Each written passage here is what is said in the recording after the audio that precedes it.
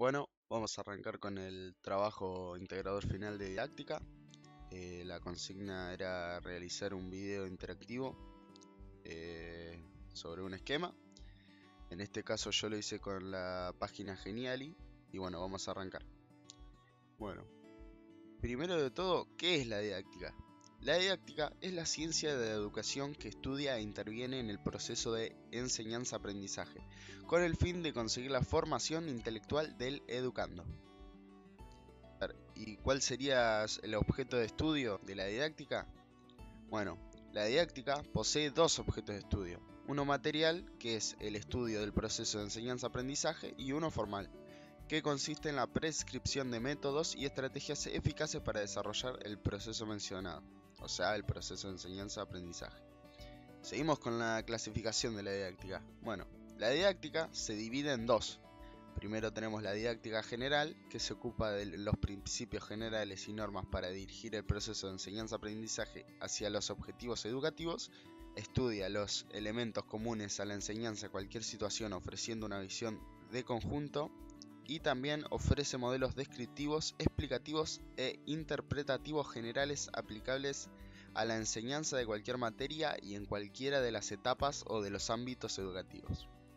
Por otro lado tenemos la didáctica específica y por otro lado tenemos las didácticas específicas, que trata de la aplicación de las normas didácticas generales al campo concreto de cada disciplina o materia de estudio.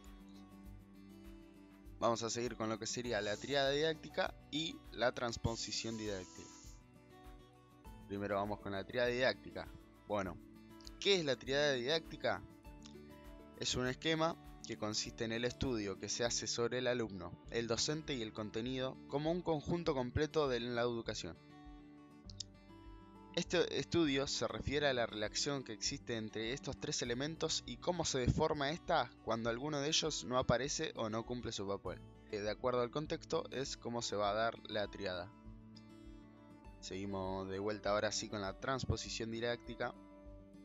Bueno, ¿qué sería la transposición didáctica? Bueno, la transposición didáctica sería el trabajo que transforma de un objeto de saber a enseñar en un objeto de enseñanza.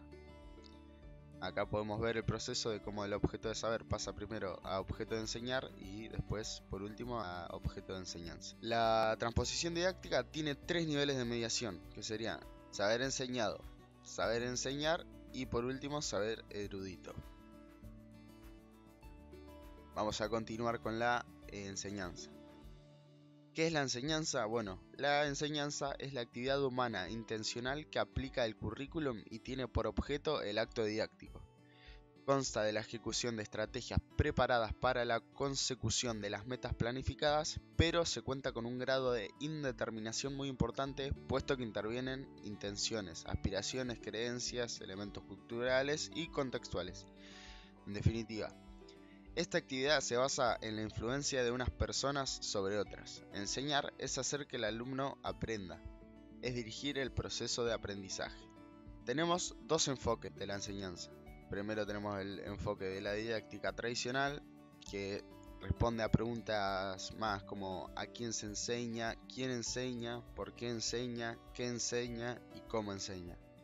Luego, por otro lado, tenemos el enfoque de la didáctica moderna, que responde más a preguntas como quién aprende, con quién aprende el alumno, para qué aprende el alumno, qué aprende el alumno, cómo aprende, con qué material didáctico, desde qué condiciones, en qué ambiente, qué, cómo y por qué evaluar. Después, por otro lado, tenemos el rol docente.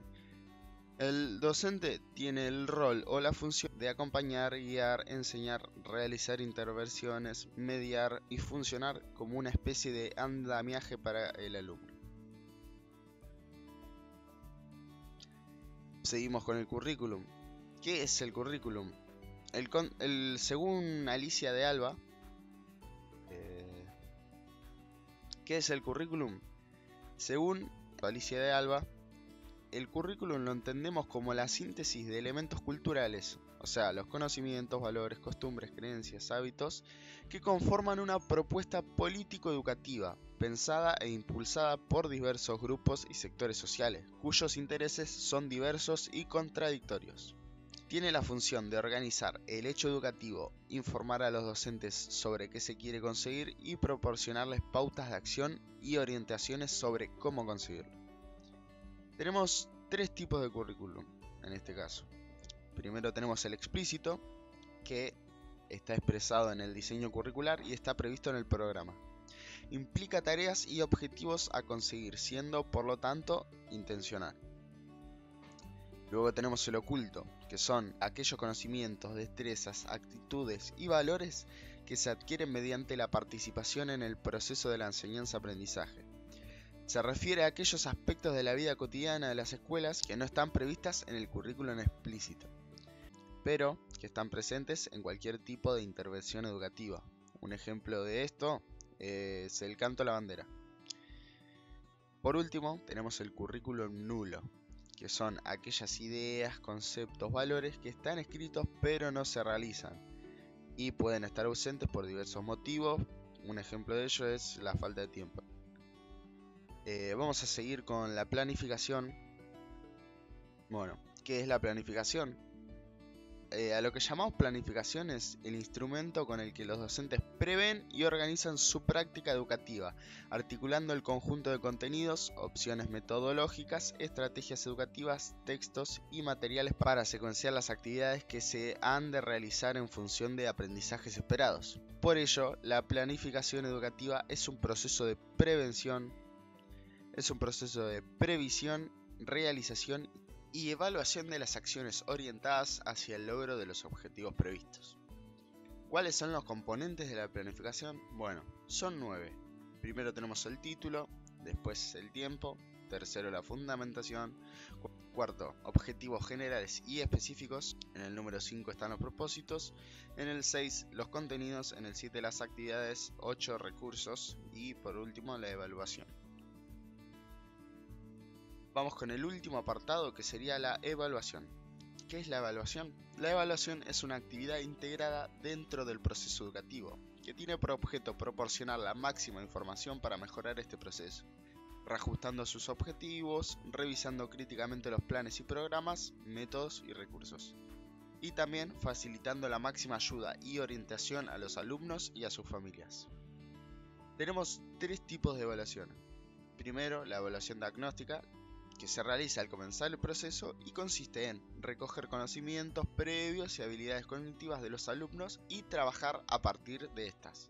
El instrumento que podemos utilizar es un cuestionario de evaluación inicial para comprobar los conocimientos teóricos, por ejemplo. En segundo lugar tenemos la evaluación de proceso, que permiten controlar lo planificado si aparecen desviaciones que puedan desvirtuar los resultados y que obligarían a reajustar de inmediato lo programado. Posibilita tomar decisiones en el momento indicado para no esperar al final cuando las soluciones no pueden suponer una mejora del proceso. Para esta evaluación podemos usar un instrumento que se llama cuaderno de campo y ubicar los datos más relevantes en el apartado de acción-observación. Por último, tenemos la evaluación sumativa, que permite analizar los resultados de los procesos educativos y acreditar los aprendizajes adquiridos por parte de los alumnos. Los instrumentos que podemos emplear son la escala descriptiva, una lista de control y el cuaderno complementado por el alumno. ¿Qué son los criterios de acreditación y promoción? Bueno, son atributos, cualidades o parámetros que permiten al docente emitir un juicio de valor sobre el desempeño y aprendizaje de los estudiantes. Son una herramienta que orienta la valoración tanto de la enseñanza como del aprendizaje de los conocimientos, las habilidades, las actitudes y los valores. Dicho esto, finalizamos con el esquema. Muchas gracias por ver.